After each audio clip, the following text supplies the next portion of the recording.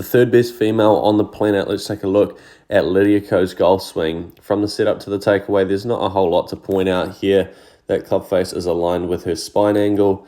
Her wrist is in a pretty neutral position. There's not any flexion or extension in there, or bowing or cupping, as like a lot of people like to call it. And those hips have started to open up.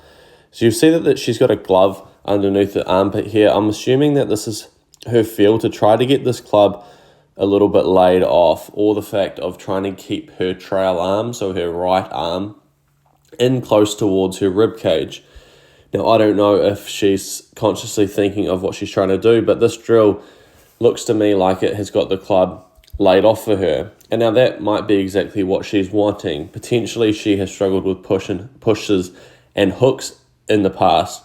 And in order for her to get the club a little bit more laid off at the top of her backswing, then it's going to be a lot easier to get that club path to swing more towards the left, because the club shaft is most likely going to steepen in transition. As she swings it down, you'll notice that she still keeps the club in an extremely shallow position.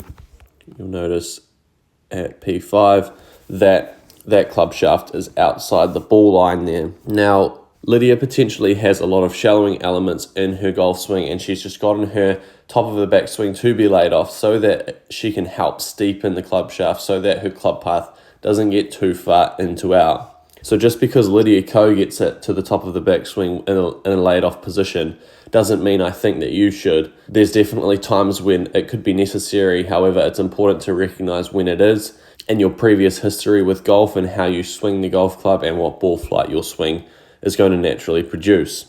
As she swings towards the downswing, she starts to rotate on top of this golf ball. That club shaft starts to get more on top of the golf ball where the club is through the hands there. You'll see her hips have started to rotate open quite significantly already, and then you'll start to see that chest go as well towards impact.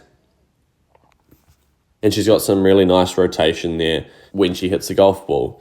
Now, I know her and Sean Foley worked a lot on hitting out of bunkers consistently, and a lot of times that is potentially just to try to control where she lands the club on the ground, or to try to get her more shallow. It's hard to judge just from seeing her swing what her tendencies are and what she is working towards to try to do in her swing. But it does look to me like that glove underneath her armpit has gotten her swing a little bit more laid off, and that's potentially gotten the club to steepen a little bit more or work towards more of a club path that is from out to in.